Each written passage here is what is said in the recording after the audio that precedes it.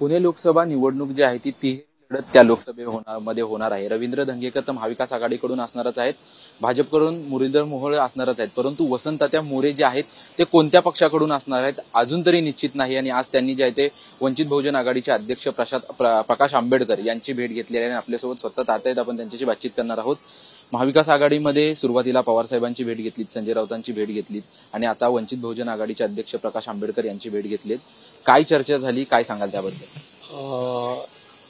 जे नेते माझ्या पुण्यासाठी चांगला विचार करतील त्या प्रत्येक नेत्यांची मी गाठभेट घेतोय आणि त्याच पद्धतीने मी महाविकास आघाडीचे नेते आदरणीय शरद पवार साहेब असतील, आदरणीय संजय राऊत साहेब असतील, आदरणीय पृथ्वीराज बाबा चव्हाण असतील, बाळासाहेब थोरात असतील, नाना पटोले असतील किंवा मोहनदादा असतील, विजय वडेट्टीवार साहेब असतील, या सर्वांच्या मी गाठीबिटी घेतलेल्या आहेत आणि सर्वांना माझी पुण्याची भूमिका, माझ्या पुण्यातली मतदारांचा कानोसा हा सगळा मी पोहोचवण्याचा प्रयत्न केला। तसंच मी आता मान्य प्रकाशजी आंबेडकर साहेब यांना सुद्धा तो सगळा पोहोचवलाय, त्यांच्यापर्यंत या सगळ्या गोष्टी मांडल्यात आणि मला वाटतं की त्या ज्या गोष्टी त्यांना पुण्याच्या बाबतीमध्ये काही थोड्याफार माहिती नव्हत्या त्या सुद्धा मी आता पुरवल्यात आणि मला वाटतं की एक चांगला प्रयोग हा पुणे शहरामध्ये होईल आणि त्या प्रयोगामधून वसंत मोरे हा खासदार होईल पुण्याचा।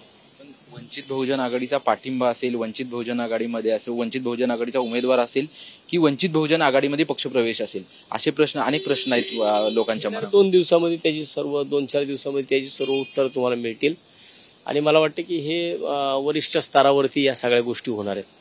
अजून साहेबांची बोलणी चालू आहेत, साहेब बोलतात आहे अजून आणि त्याच्यामध्ये मला वाटतं की हा सगळा जो प्रपंच आहे तो येणाऱ्या 2-4 दिवसामध्ये तुमच्या समोर येईल सगळा। सोशल मीडियामध्ये तुम्ही मोठ्या प्रमाणात ऍक्टिव्ह असतात, सोशल मीडियाच्या माध्यमातूनच प्रश्न विचारले जातात। ज्या तात्यांना मनसेमध्ये मोठं मान सन्मान त्यांचा व्हायचा त्याच तात्यांना आता ठिकठिकाणी जाऊन उमेदवारीसाठी विनंती करावी लागते। मी उमेदवारीसाठी विनंती करत नाहीये, मी माझ्या शहरासाठी विनंती करते आणि ही निवडणूक ही महानगरपालिकेची नाहीये, ही लोकसभेची निवडणूक आहे। ही डायरेक्ट देशाच्या राजकारणावरती इफेक्ट करणारी निवडणूक आहे आणि मला वाटतं की माझ्या शहरासाठी मला कुणाच्या दारात जावं लागलं ना, माझं शहर जर चांगलं होणार असेल, माझ्या शहरामध्ये जर माझं शहर गुन्हेगारी मुक्त होणार असेल, माझ्या शहर वाहतूक मुक्त होणार असेल, माझं शहर जर तिकडे कचरा मुक्त होणार असेल, माझ्या शहरातल्या समस्या ज्या आरोग्याच्या आहेत त्या सगळ्या सुटणार असतील तर त्यासाठी मी जर कुणाच्या दारात गेलो तर कमीपणा कसला आहे। मी एक लोकप्रतिनिधी आहे आणि माझ्या शहरासाठी मी सगळ्यांच्या नेत्यांच्या दारामध्ये जातोय।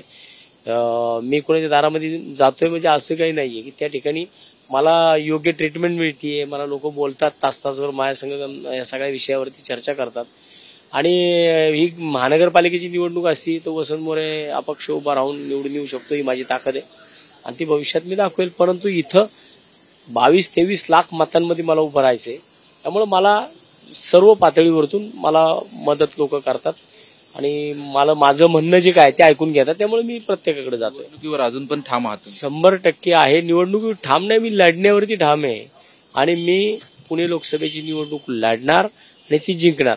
म्हणजे मला आता लढायचंय ते जिंकण्यासाठी। 12 तारखेला मी पक्ष सोडला, 12 तारखेपासून आजपर्यंत माझं जे मार्गक्रमण चालू आहे हे माझं अतिशय चांगल्या पद्धतीने पुणेकरांच्या हितासाठी चालू आहे। हिथं कुठली वसंत मोरेची आजपर्यंत 15 वर्ष नगरसेवक आहे, पण 15 वर्षामध्ये कधी स्वतःचं हित किंवा स्वहित पाहिलं नाही, कायम कात्रजच्या जनतेचं हित पाहिलं, पुण्याच्या जनतेचं हित पाहिलं आणि मला वाटतं की आता सुद्धा जर मी जी लोकसभेची निवडणूक लढू इच्छितोय ती पुण्याच्या जनतेसाठी लढू इच्छितोय। त्यामुळं मला अनिल भाऊ जाधव हे आहेत ज्यांनी 2019ची पुण्याची निवडणूक लढवली लोकसभेची, 65,000 मतदान त्यांना वंचितकडनं झालेलं आहे। त्यामुळे मला वाटतं की अनिल भाऊ सारखी लोक जी माझ्यासारख्या कार्यकर्त्याला फोन करतात की तात्या तुम्ही इथे या, आपण भेटू, हे माझं मोठेपण आहे। त्यामुळे मला वाटतं की मी कुणाच्या उगाच सांगण्यावरनं इकडे आलेलो नाहीये।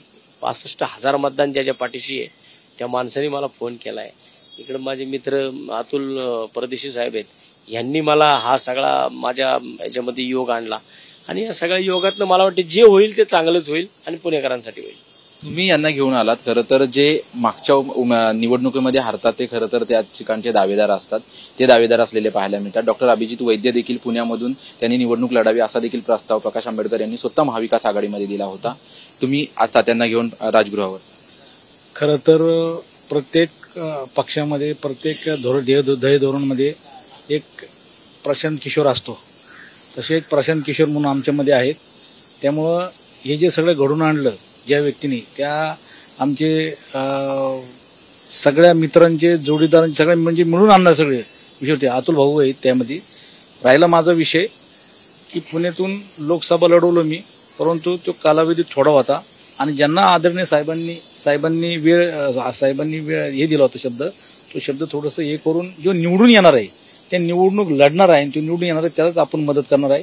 वसंततात्यांनी चांगल्या पद्धतीने काम करतात. हातोडेमॅन म्हणून त्यांना म्हणले गेलेले, परंतु त्याचे कामाच्या बद्दल एक निवेदन आहे. म्हणून वंचित बहुजन आघाडीच्या माध्यमातून लढल्यानंतर मागचा कसर यावेळेस भरून निघणार आहे 100%. आमच्याशी बातचीत केल्याबद्दल आपण पाहतोय की वंचित बहुजन आघाडीचे वसंततात्या उमेदवार असणार का याची उत्कंठा सर्वांना लागलेली आहे. प्रकाश आंबेडकरांची भेट वसंततात्या मोरे यांनी घेतलेली आहे, परंतु पाहतोय की सुजात आंबेडकरांची देखील भेट आता वसंततात्या मोरे घेत आहेत आणि काही जरी झालं तर पुण्याच्या जनतेसाठी मला खासदार व्हायचं आहे अशी प्रतिक्रिया जी आहे ते वसंत मोरे यांनी दिलेली आहे. कॅमेरामॅन खंडूसह निवृत्ती बाबर, TV9 मराठी, मुंबई.